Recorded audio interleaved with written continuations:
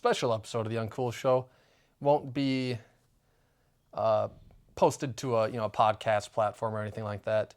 Just kind of a little recap of a trip that Nathan and I took down to Chicago, to the Chicago Film Festival, and in particular the Criterion Collection van. If you're a movie nerd like we are, this is a big deal. I've been following the van for a long time. I know you have too. Yeah. Been following the Criterion Collection for a long time. Been collecting various films in that collection for a long time. I think my first one was On the Waterfront. I don't know why, it just popped into my head. Do you know yours? Hoop Dreams or 12 Angry Men? Really? I think it might have been. I think it might have been Hoop Dreams. And there's a you? little story Yeah. to this. I remember our cousin Billy coming back and staying with us for that long time. I think that was summer of like 2015. Yeah, a long time ago. And we were going to a family event in Madison, our cousins, a mom's side. And on our way back, we stopped at the mall and went to Barnes & Noble. And I'm pretty sure my first Criterion was Hoop Dreams. Very cool. Yeah, so that's my first. I think 12 Angry Men was one of my next ones too. That might have been my second. Anyway, the Criterion Collection, for those who aren't familiar, it's just a very wide-ranging collection of films from all over the world, different genres, different filmmakers, different film studios, different sensibilities. And I wouldn't say it's the best of the best, but it's a stamp of approval. It's a stamp of approval. It's an art house type of film company. And they platform underappreciated directors, filmmakers, screenwriters, anybody in the creative process, really.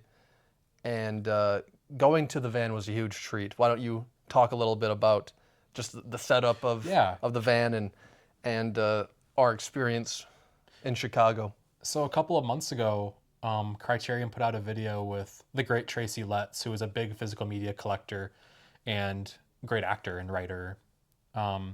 And they were promoting that the Criterion Mobile Closet would be coming to Chicago, and I got very excited. That I think I told you about it not too long after.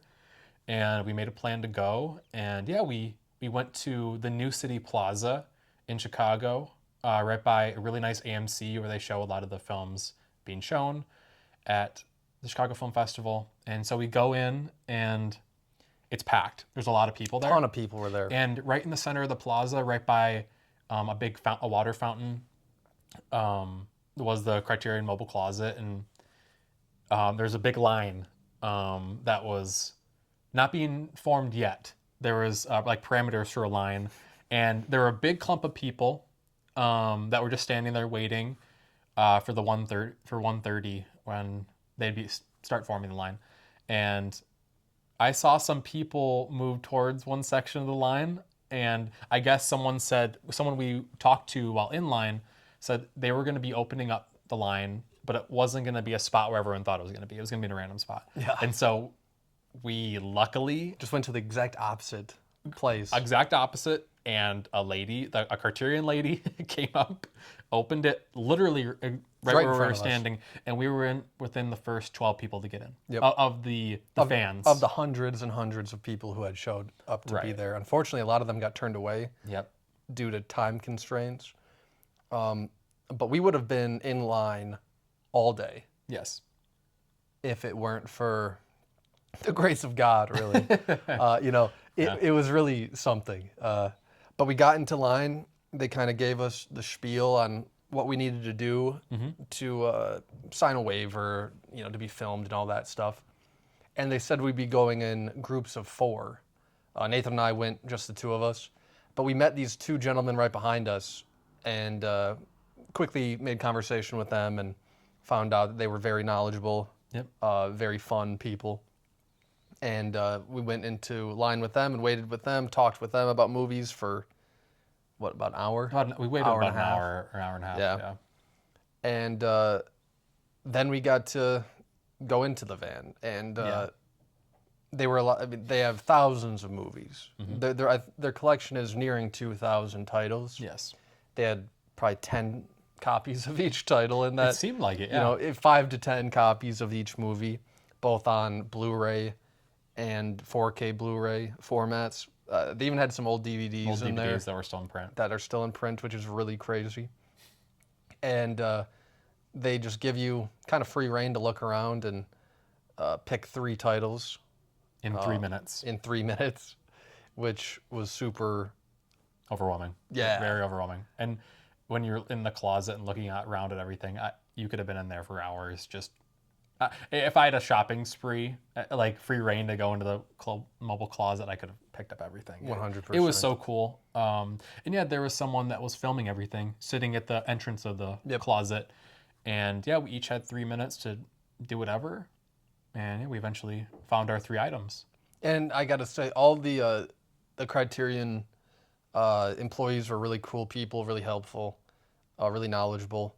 You know, if you were looking for something, they knew right away where it was in the van. They knew if they didn't have it, they knew when it went out of print. And one of the gentlemen that we were with, he was looking for, I believe, a Robert Downey Sr. collection. Yes.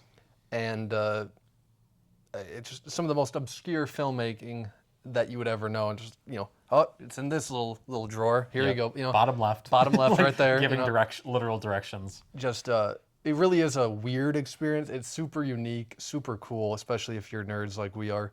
But again, we went in with them. They got to pick theirs, and we got to pick ours. So Nathan, what did you end up going home with that day?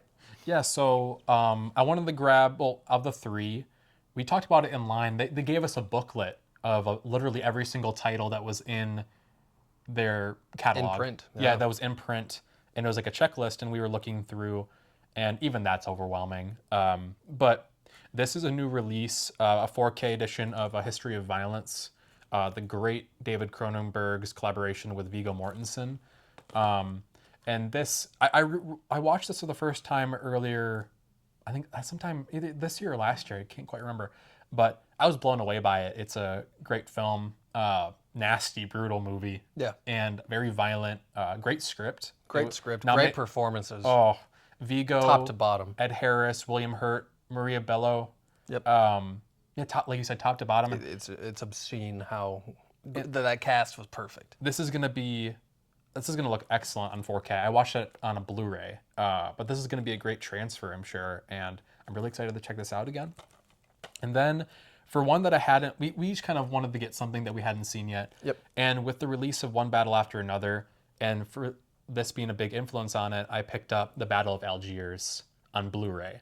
And I can't talk too much about this movie. I haven't seen it. I just know it's chock full of revolutionary politics and revolutionary violence, and it's a very influential film on a huge group of filmmakers. This is like totemic for a lot of people. Yeah, for sure. And yeah, made in 1966, and yeah, 2 hours long, chock full of good features. And yeah, that's, you know, Criterion is also known for the extras when it comes to this. They don't skimp on special features. Most of these come with like documentaries. They come with other feature films. They come with never before seen featurettes or interviews. They usually come with a written component from like a fan of the film, somebody who this film influenced or was touched by. So not only are you getting the actual film, you're getting a whole kind of like world and box set in each title. An extensive centered around that. An extensive history of, like we said, like archival interviews, new interviews with the filmmakers. And no, it's always fun looking back. If you like, I've had a couple times where I watch a great movie for the first time on Criterion, and I'm like, I immediately want to go check out some interviews and hear from the filmmakers themselves. And that these discs are amazing for that. Yep. Yeah, there's nothing like, you know, when you really connect with a movie and you just kind of have to, like, I need to know how that was made.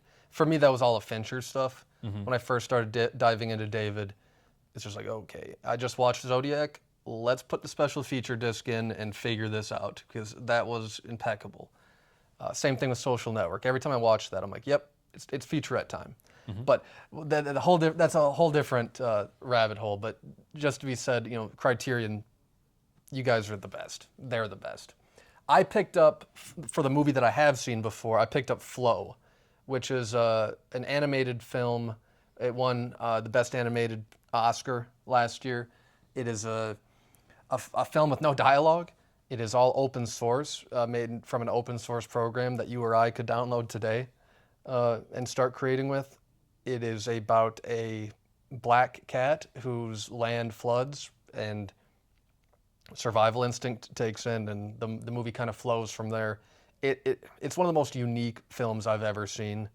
It is beautiful. It has a real message to it without having any dialogue. Again, when I just watched this maybe 2 or 3 months ago when it was on HBO Max, or now Max, whatever they're calling it these days, good Lord. But I was just transfixed with it. I was completely in.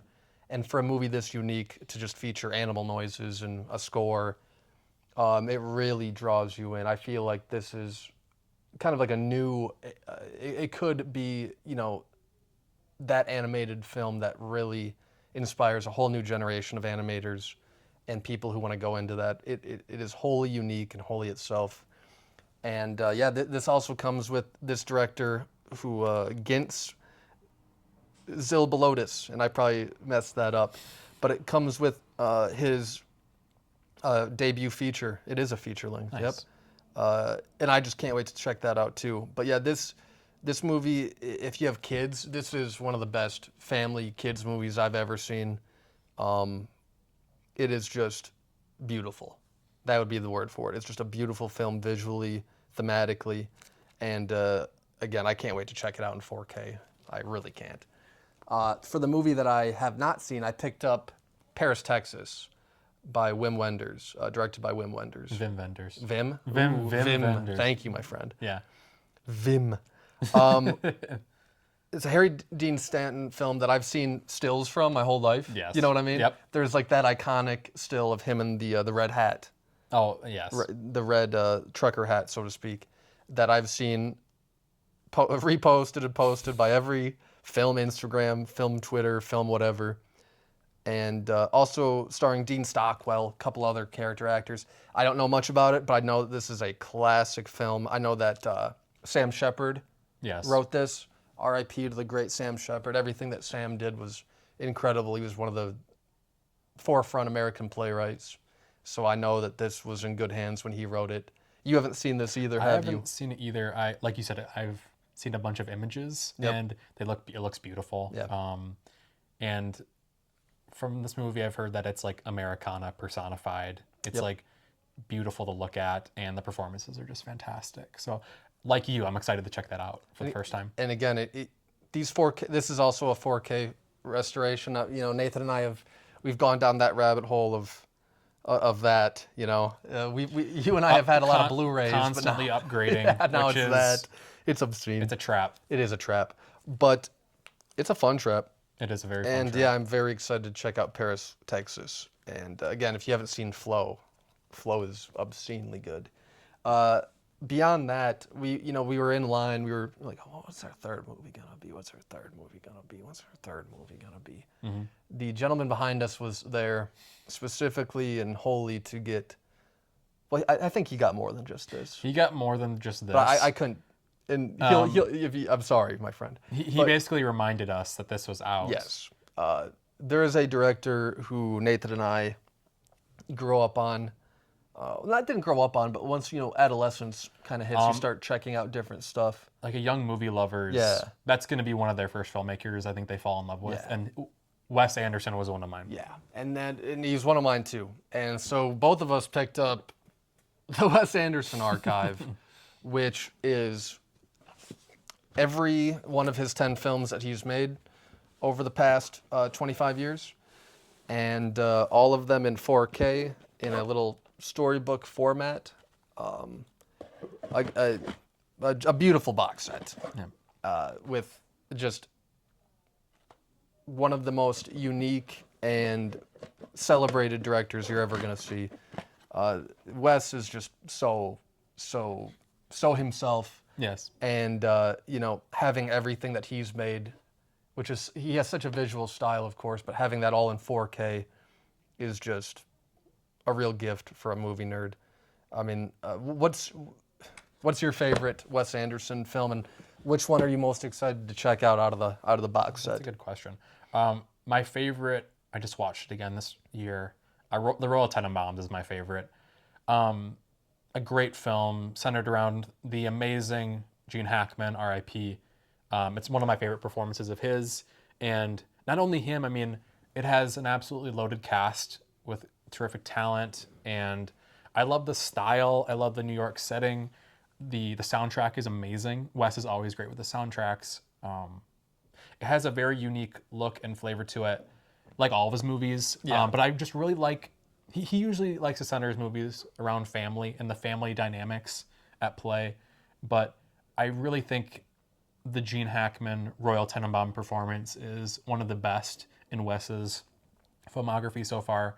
And it is my favorite right next to Rushmore. And the movie that I'm most excited to rewatch probably has to be either Fantastic Mr. Fox or Grand Budapest. I think those two are probably like 3 and 4 in my West rankings in either order.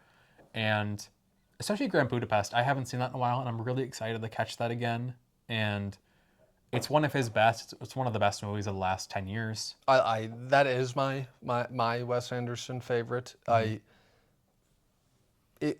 fact, I think it was the first one I saw in theaters. I know it was the first one I saw in theaters, and that might have something to do with that. But yeah, I love that film, and much like you talked about Gene Hackman, about that being one of your favorite performances ever in a Anderson film. Ray Fiennes as Gustav. Penny, leave it alone. What are you doing? She's scratching her face on the yeah. box. As Gustav H., the hotel concierge, is my favorite Wes Anderson performance. I think he is incredible. I think he was born to do that type of world, that type of dialogue, and I hope they work together again in a real meaningful fashion. But beyond that being my favorite, I'm really excited to check out Life Aquatic again. And other than Life Aquatic, I was going to say Fantastic Mr. Fox. Just visually, that movie's incredible. Stunning. But Life Aquatic is also a very important film to me, and one of my favorite Bill Murray performances. Has great Jeff Goldblum, great Owen Wilson performances. Yeah. I can't wait to check that out too. I mean, all of his movies, I cannot wait to rewatch them. I mean, he's one of the more prolific filmmakers of the last 25 years. And even his lesser movies, like, I don't want to disparage him, but like Bottle Rocket or I Love Dogs, The French Dispatch, like one of his lower, I forgot about Moonrise Kingdom. Moonrise Kingdom is great. It's a very good film. All of his movies have something to latch on to, even if you don't fully connect to them. Yep. And this is such a cool box set. It has it's a written note from Wes himself, and it's in the form of like a suitcase box where you have a list of all the movies, and it's really cool to see a filmmaker getting this kind of set from Criterion. Criterion usually gives their sets to like historic filmmakers that have their massive stamp on movie history. Well, he does, and he still does. He's still very. He's an auteur. He is an auteur, yes. And his influence is undeniable. And there's a reason why you don't see anybody try to do his style, really. No. Filmmakers don't try to emulate him because they can't. His world building and his sensibilities are so different. Yeah. And if you haven't checked, his movies aren't very commercial. A lot of them haven't made any money. Maybe none of them. I would have to really check. Grand Budapest, I think, is his biggest movie. Yeah. But if you haven't checked out any Wes Anderson stuff, he is a very, very worthwhile filmmaker who has clearly stamped a legacy worthwhile of the Criterion people thinking he's worthy of this. He's a treasure, and I can't wait to see what he does next. Hopefully we get 10 more films from him. We're going to get the next 25 years. Yeah. You know what I mean? We're going to get 2 huge box sets. I hope. I hope so too. Yeah, he's the man. And this box set was great. It was kind of a little bit of an impulse buy. I was definitely looking just to get a third one of those and ended up with 10 of these. But And so 3 of us got this set when we walked in. And I don't think they had much more. You know, I don't know how much more was left for the whole like weekend. We might have picked up 3 of like 6 or 7 that they had. I don't. Yeah, This I is don't a know. brand new set that just came out, and you know, it's probably one of the peak Criterion items. You know, I For think that's sure. a huge collector's item. And it should be. I mean, these are most of them are masterpieces in their own Absolutely. way. And again, I don't know what he's working on. Isn't he a spy film, right? Well, that was Phoenician Scheme. Phoenician that's Scheme right. came out this year. The only 2 films that aren't in that box set are Asteroid City and Phoenician Scheme. Neither of which I've seen. Both very good, especially Asteroid City. Asteroid City is great. But like we said, in the next box set, when Criterion has the rights to those 2 films, Yep. that'll be in the next, the next 25 years of his career, and I hope he still is making movies 25 years from now. He is a unique voice, and I love watching any new movie he has. You always know you're going to get a real experience and a real like unique world that you're jumping into. And he doesn't really do the same thing twice. He has the same sensibilities and the same type of visual flair, but I mean, I guess there is a reoccurring theme of like youth, coming into youth, moving into adulthood in a lot of his films. Yep. Mothers, fathers dealing with their kids. Yep. A very familial type of filmmaker in his own weird way. But yeah, the anything else you want to say about Chicago? We had a great meal. Oh my gosh. That's for sure. We went to a Jerk Grill in Chicago. If you just look up Jerk, if you're in the Chicago area, some of the best food I've had in years. It was so good. Really cool people. Very nice. Really cool atmosphere. They do the catering for the bear actually, which is not why I wore that shirt, but you can see why they do catering for a lot of productions. Like they also do Chicago Fire and stuff like that. But yeah, just some unbelievable food. Yes. Again, Chicago, I don't go too often. You're about to go right back. I'm about to go right back. You're going right back to it. But yeah, it was a great time. There was a little hiccup. There's always little hiccups anytime you're in a big city, but Yeah. we weren't able to see any movies at the film festival. So Take that's something that next year. year we're gonna have to really plan and Make another video about. make a better deal recap. out of it. And I'm sure I would not be surprised if the closet is back, and I will go again. And I will be there. Yeah. Yep. But yeah, little different, format today. I filmed a lot of weird footage out there, including some drone footage. And I'll be putting all that together, maybe at the end of this video, maybe at the beginning if you're still watching, which I highly doubt. But if you are, thank you. And yeah, give these films a shot. Give Wes Anderson a shot. And yeah, the Criterion collection is worth checking out if you're a nerd. And the Criterion channel, they have a streaming service too, which they gave us a free month to, which is pretty cool. But yeah, I'm Dylan. I'm Nathan. And we went to Chicago. We had a good time. Great time. Thank you.